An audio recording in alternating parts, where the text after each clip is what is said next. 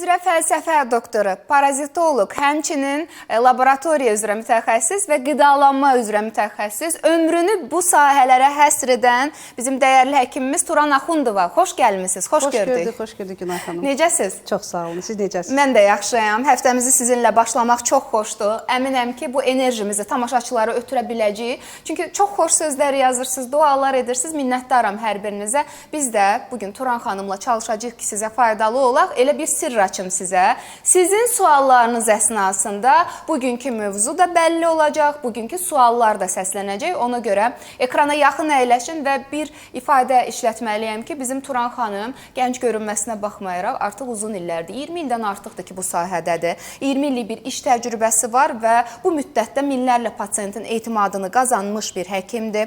Eyni zamanda onun 30-dan artıq beynəlxalq və yerli elmi konfrans və seminarlarda iştirakı olub, məruzəçi kimi çıxışlar edib. Etdiyi müayinələr sırasında hormon müayinələri, infeksiya müayinələri, parazitlər, göbələklər, bakterial infeksiyalar, qastroloji xəstəliklər, onkoloji xəstəliklər, uroloji, eyni zamanda uşaqlarda vitamin azlığı, anemiya, dəri xəstəlikləri, allergiyalar, ginekoloji müayinələr, müalicə etdiyi xəstəliklər və diaqnozlar sırasında qurd invaziyaları, ləmblioz, bağırsaq florasının pozulması, immun zəiflik, allergik xəstəliklər, boy və çəki azlığı, saç tökülməsi də var. Ona görə bu tip problemlərdən əziyyət çəkirsinizsə, bizə yaza bilərsiniz, suallarınızı göndərə bilərsiniz. Yox, əgər suallar çox olarsa, gözümdən qaçanlar olarsa, o zaman 050-273-9016 nömrəsi ilə əlaqə saxlayıb Turan xanıma suallarınızı ünvanlaya bilərsiniz. Özü də Turan xanım elə həkimlərimizdəndir ki, özü şəxsən bir-bir zəngləri cavablayır və hətta bir ucqar kəndimizdən kimsə zəng vurur ki, bəs mənim gəlmə imkanım yoxdur da, bir onlayn konsultasiya edək. Bu şəraiti də yaradırsınız izləyicilər üçün. Bəli. Bəli, 050-273-9016 və doktorumuzun çalışdığı ünvan Baku City görüntüləmə mərkəzi çox rahat bir yerdə Gənclik metrosunun düz yaxınlığında yerləşir və qeyd etdim ki, Turan xanım həm də bir laboratoriya üzrə mütəxəssisdir. Yəni bu texnologiyalarla, mikrobioloq deyək də, yəni bu mikrobiologiya ilə bağlı, analizlərlə bağlı, qurd invaziyalarla bağlı, sizi narahat edən bütün problemlərlə bağlı da ona müraciət edə bilərsiniz. Elə qurd invaziyaları dedim, hal-hazırda, bax, izləyicilərimiz arasında Məhəmməd bəyin yazdığı, Məhəmməd adlı izləyicimizin ola bilər, indi bəlkə də xanımdır, övladının adı ilə açıb səhifəni və yaxud da yoldaşının, deyir, ürəyi bulanır oğlumun, nə edim, hər şey edirəm qurd üçün, amma bir faydası yoxdur. Mən istəyirəm, ümumiyyətlə, bax, bu cür valideynlərimizə səslənək. Bu parazitlər niyə bu qədər uşaqlarda bu qədər çox rast gəlinir, doktor? Deməli, parazitlər demək olar ki, bütün yaş qruplarında rast gəlinir. Əsasən də uşaq yaşlarında gigiyenamıza tam riayət etmədiyimiz üçün uşaq yaşlarında daha çox bunlara rast gəlmək mümkündür. Ən çox da 99% insanlarda enterobius qurduna, yəni el arasında qıl qurd deyilən ağ sap şəkilli kiçik qurdlara rast gəlinir ki, bunlar demək olar ki, hər bir yaşda, hər bir vaxtlarda, zamanlarda insanlarda rast gəlinə bilər. Bağırsaqda yaşayır, əsasən yoğun bağırsaqda yaşayır. Qurd qoyma üçün əsasən oturacağa yaxınlaşaraq orada qaşınmalar əmələ gətirir və uşaqlarda bu şəxsin sualına görə hər cür deməli müalicələr edirəm, lakin qurdun qarşısını ala bilmirəm və yaxud ürək bulanmanın qarşısını ala bilmirəm. Düzgün müayinə və müalicə taktikaları seçilmir. Baxın, qurd invaziyasını müalicə edərkən biz çox aşağı dozalı və yaxud da çox yüksək dozalı bir dəfəlik dərmanlardan istifadə edirik. Bunlar lakin orqanizmə əks təsir göstərə bilər və yaxud da böyük bir qurdları və yaxud diri bir vegetativ qurdları məhv etmiş olaraqsa, onların yumurtasından hər 20 gündən bir qurd invaziyalarını, balaca bir kiçik qurdlar çıxa bilir ki, və bu qurdların qarşısını almaq üçün biz təkrari müalicələrə üz tuturuq. Təbii ki, biz öz müalicələrimizdə bunları kompleks edirik. Yəni, bir şəxsi gələrkən növbəti müalicəsini də onun içərisində yazaraq, mütləq nəzarət edərək tam qurdun yumurtaları ləğv edilənə qədər müalicəni davam etdiririk. Bundan yanaşı olaraq ikincili olan xəstəliklər ola bilər. Qan azlığı ola bilər, ürək bulanmasına səbəb, həzm ferment çatılmazlığı ola bilər və yaxud da öd yollarının problemləri baş verə bilər, qaraciyər fermentləri çatılmazlıqları baş verə bilər və bunların hər birini qurd invaziyası ilə bərabərləşdirib də tək qurd dərmanları ilə müalicə etmək mümkün deyil. Çox gözəl qeyd elədiniz. Yəni, təkcə qurda görə ürək bulanmır ki, başqa bir problem də ola bilər. Mədə-bağırsaq sisteminin traktında olan bütün problemlər ürəkbulanma verə bilərlər. Çox doğru. Və bunun üçün də biz düzgün bir müayinə taktikası seçməliyik və bu müayinə taktikasına biz ağız boşluğundan başlayaraq düz bağırsağa qədər bütün orqanlarımızı yoxlamalıyıq. Ən əsas və tez bir diaqnoz ultrasəs müayinəsidir ki, bu zaman biz mədəni görmədən, 12 barmaq bağırsaq tam görməsək də, bağırsaqları görməsək də, qaraciyərdir, dalaqdır, öd yollarıdır, böyrəklərdir, sidik axarlarıdır, bunların hər birini görə bilərik. Və ultrasəs müayinə həkimlər, radioloqlar bunu yaxşı bilirlər ki, hətta ultrasəs müayinəsi altında köp olarkən bağırsağa necə şüa verərək orada açıq rəng görsənməyi də bizə dəlalət göstərir ki, biz qurd invaziyaları və bağırsağın keçməməzliyi və yaxud da yoğun bağırsaq yoxlanışına yönləndirək. Buna görə mütləq müayinələri kompleks aparmaq lazımdır və insanlara funksional yanaşmalıyıq. Ürəkbulanma var, bir qurd dərmanı verdim, bəs boyun qaraciyər problemi olarsa, anemiya varsa da, öd yollarında daşlar və yaxud poliplər varsa, bunlar da bu problemi yaradırsa, biz yalnız qurd dərmanları ilə müalicə başlamırıq. Bax, Məhəmməd adlı izləyicimizin, salamlayıram buradan bir daha, bütün izləyicilərimizə çox sayda suallar gəlir. Elə gördüyünüz kimi siz də daxil ola bilərsiniz TikTok canlı yayımımıza. Günay Zaur və yaxud da Günay Qələndərli axtarışa yazın. Görəcəksiniz, canlı yayımımız çıxacaq qarşınıza. Suallar həddindən artıq çoxdur, amma mən elə Məhəmməd adlı izləyicimizin sualının davamı olaraq sualı vermək istəyirəm. Deyir, oğlumda ürək bulanma var. Ümumiyyətlə, qurd invaziyaları, parazitlər, necə adlandırırıq, fərqi yoxdur. Orqanizmdə qurd yoluxması olanda ürək bulanmadan əlavə hansı simptomlar, hansı əlamətlər bizi narahat etməyə başlayır, doktor? Demək olar ki, o qədər müxtəlif simptomlar yaradır. Bəzi insanlar var, allergiyalar verir, səpkilər, qaşınmalar, saç tökülmələr. İştah zəifliyindən tutmuş, iştah artmağına qədər biz bu klinikalara rast gəlmişik. Yəni, hər ikisi görülə bilər. İnsan var, yaxınlaşır ki, o qədər iştahım artıb, bilmirəm, içimdə kimsə yeyir məni. Yəni, buna görə müraciət edib ki, bəs oradakı problemləri araşdırsın. Və yaxud da ürək bulanma, qusma əlamətləri belə ola bilər. Qəbizliklər, bağırsaq keçməməzliyi belə ola bilər və yaxud ishallar yarana bilir ki, bunların hər birində mədə-bağırsaqda parazitlər ilkin yoxlanılmalıdır. Təbii ki, bununla bərabər funksional orqanizmin özünə baxış olunmalıdır ki, bizim öz orqanların funksiyası necə işləyir. Yəni, illa ki, bizi qurd invaziyasının bu problemləri yaradıb, yoxsa bizim problemlərimiz özümü qurd invaziyasını yoluxmağa səbəb olub? Bunu araşdırmaq lazımdır. Yəni, bu əsas məsələ budur. Çünki bir çoxları heç bundan xəbərsizdirlər. Təbii ki. Və heç bu problemləri nəzərə almırlar. Çünki mən bilirəm ki, siz gastroenteroloji müayinələri edirsiniz, müalicələri edirsiniz və Turan xanımın sahəsi daha genişdir. Nəyə görə? Nəyə görə söylədim? Bu 20 illik bir yol keçib. Yəni, 20 ildən artıqdır ki, bu sahədədir. 10 ildən artıqdır ki, təhsil alıb. Ona görə ki, həm mikrobioloqluğu oxuyub, həm laboratoriya üzrə mütəxəssisdir, həm siz ora gedəndə müalicə ilə yanaşı qidalanmanızı da doğru şəkildə quracaq bir həkimdir. Xüsusən valideynlər narahat olurlar ki, övladımda hər hansı bir allergik reaksiyalar var, mən ona nə yedirə bilərəm və yaxud da qurd invaziyalarından əziyyət çəkir. Həm qidalanma üzrə mütəxəssisdir, həm də eyni zamanda parazitoloq həkimimizdir. Bax, hal-hazırda müxtəlif suallar var, amma sualların çoxu da müalicə yönümlüdür, müalicə taktikası ilə bağlıdır. Mən istəyirəm bunun müalicəsi haqqında da məlumat verək. Çünki hər dəfə fərqli qurdlar haqqında danışırıq. Ümumi şəkildə və yaxud da ayrı-ayrı müalicələrə toxunaq mümkünsə. Deməli, müalicələr hər bir qurd, əgər biz qurd invaziyasından danışırıqsa, müxtəlif qurdlar müxtəlif dərmanlarla müalicə olunur. İstər medikamentoz dərmanlar, istər təbii bitkilərdən olan dərmanlar müəyyən bir dozalarda verilməlidir. İllərlə və yaxud aylarla eyni dərmanları içmək olmaz. Hətta orqanizm bir ay ərzində qəbul etdiyi dərmanlar ikinci ay olaraq ona rezistentlik əmələ gəlir və bu zamanda orqanizm o dərmanları qəbul etsə belə ona qarşı rezistentlik yaranır və təsiri olmur. Bunu çox bir pasientlər gələndə deyirlər ki, bəs bu dərmanları içmişəm, heç bir təsiri yoxdur. Təbii ki, direkt onu dəyişmək lazımdır. Tez bir zamanda ki, mütləq dərmanları dəyişərək, taktikamızı yönlü dəyişərək, o klinikamızı aradan qaldırana qədər biz yoxlanışlarımızı davam edək.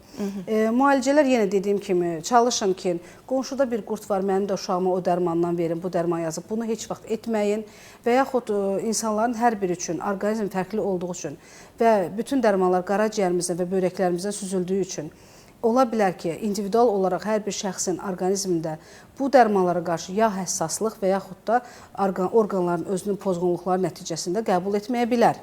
Ona görə mütləq bir ilkin növbədə yoxlanış olduqdan sonra dərman təyin etmək lazımdır və hər bir qurdun öz dozası olduğu üçün, öz tərkibi olduğu üçün dərmanları biz ona görə uyğunlaşdırırıq. Çox təəssüf ki, öz başına, övladlarına dərman verən bizim valideynlərimiz 21-ci əsrdə yaşamağımıza baxmayaraq var və onlardan biri hal-hazırda yazır, adını oxumayacağam. Deyir ki, salam Günay xanım və doktorumuz, biz də sizi salamlayırıq. Mən 13 yaşlı oğluma Ləmbliyə görə çox bir ağrı preparatın adını yazıb. Mən buradan preparat adı söyləyə bilmərəm. Kimsə də götürər, içər, olmaz bu. Amma yəni və bunu öz başına edib. Yəni heç bir həkim qəbulunda olmadan, heç bir müayinə olunmadan, ümumiyyətlə uşağın orqanizmində qurd olub olmadığı müəyyən olunmadan nə dərəcədə doğrudur bu öz başına dərman qəbulları, doktor? Yox, qətiyyən, yəni orada bir nəticə görməyəcək zaten.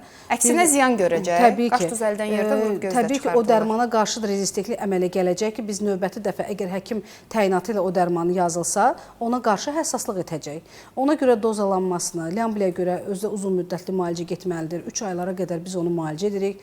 Öz başına taktikaların hər biri bizim işimizi ləngidir. Və bu zamanda əks təsir görür. Ləmbliyanın daha da artmasına nəzarətdə keçirdirik və Ləmbliyanın daha da dediyim kimi dərmanlara qarşı həssas olmadığını görürük.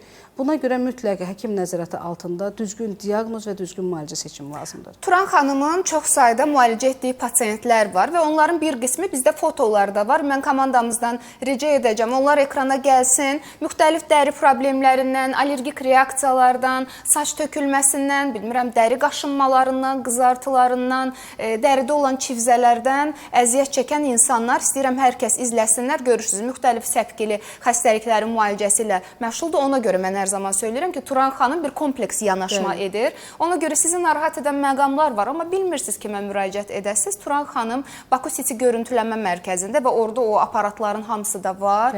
Texnologiyalar hamısı ən son texnologiyalarla sizin o analizlər götürüləcək, yoxlanılacaq və dəqiq diaqnoz qoyulandan sonra təbii ki, müalicə də tətbiq olunacaq. Mən indi bax, parazitlərlə başladıq. Mövzumuz elə getdi bu qurd invaziyalarına bağlı. Elə istəyirəm elə davam da edək. Çünki görürsünüz nə qədər insan var hal-hazırda və çox sayda da suallar yazırlar. Ümumiyyətlə qurd invaziyalarının müalicəsi üçün Turan xanım, bax siz təbii vasitələrdən yoxsa medikamentoz müalicədən istifadə edirsiniz? Hansını məsləhət görürsünüz? Hansı daha uğurludur? Bax bu barədə istəyirəm fikirlərinizi eşidim. Medikamentoz müalicə əslində ən əsas həkimlər təyini nəticəsində olunmalıdır.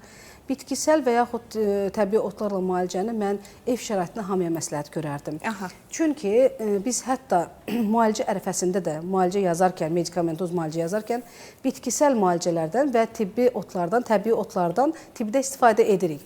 Çünki immun sistemimizin yaxşılaşması üçün, mədə-bağırsaq traktının işləməsi üçün, hətta qəbizliklərin aradan qaldırılması üçün, böyrək duzlarının belə məhvi üçün biz təbii otlara müraciət edirik. Mən bunun üçün illərlə gələneksel olaraq insanların istifadə etdiyi otlardan müəyyən bir qismini gələn pasientlər bilir ki, yazıram.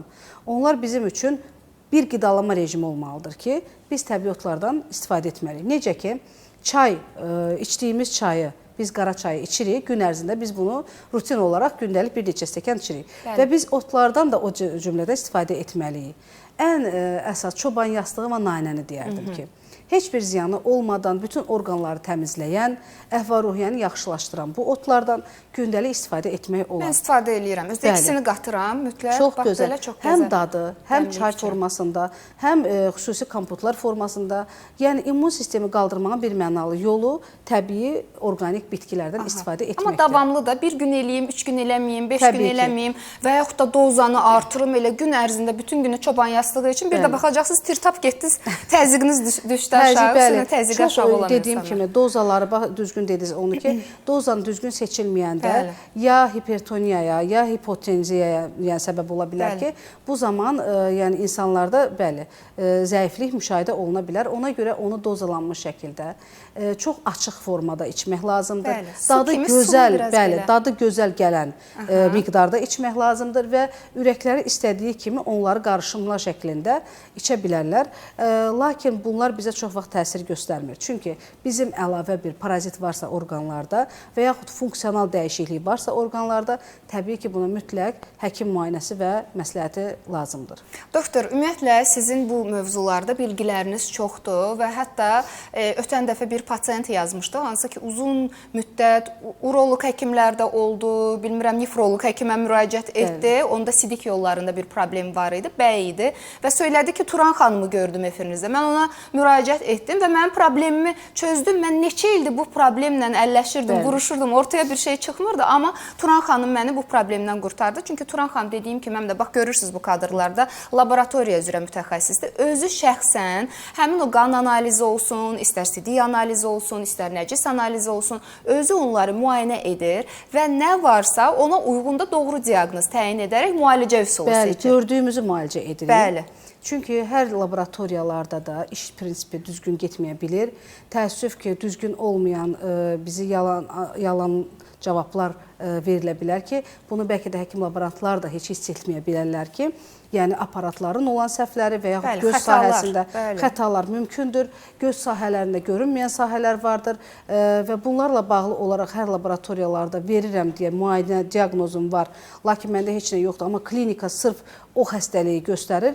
Bunu mütləq dönə-dönə araşdırmaq lazımdır. Biz gördüyümüzü müalicə edirik və onun da nəticəsini təbii ki, pasientlər görürlər. Bir də ki, bax, parazitlərdən danışdıq, qurd invaziyalarından. Bəzən sadə görünsə də birbaşa insanın bütün orqanizminə təsir edir. Bayaqdan yazırlar izləyicilərimiz, immunitetimizi necə qaldıraq? Orqanizminizi tam təmizləyin. Əgər parazitlər varsa, öncə bu parazitlər təmizlənməlidir. Turan xanım hər zaman bunu söyləyir. Daha sonra digər müalicələrə başlamaq olmaz. İstər parazitlərin olması təkcə uşaqlarda olmur ki, neçə-neçə böyük hal-hazırda yazır. Ümumi sağlamlığa, həzm sisteminə, immunitetə, həyat keyfiyyətinə təsir edən bir diaqnozdur və ciddi problemlər yarada bilən bir diaqnozdur. Ona görə doğru yol, öz başına müalicə yox, vaxtında düzgün diaqnoz, yəni həkim məsləhəti ilə, düzgün diaqnoz təyini və həkim nəzarəti ilə yanaşmaqdır. Mən Turan xanıma təşəkkür etmək istəyirəm və son olaraq istəyirəm bir cümlə ilə səslənəsiniz tamaşaçılarımıza. Mən insanlara profilaktik olaraq öz rejimlərini düzgün qoşmaları üçün ilk səhər saatları gündüz tez oyanmaqlarına müraciət edərdim ki,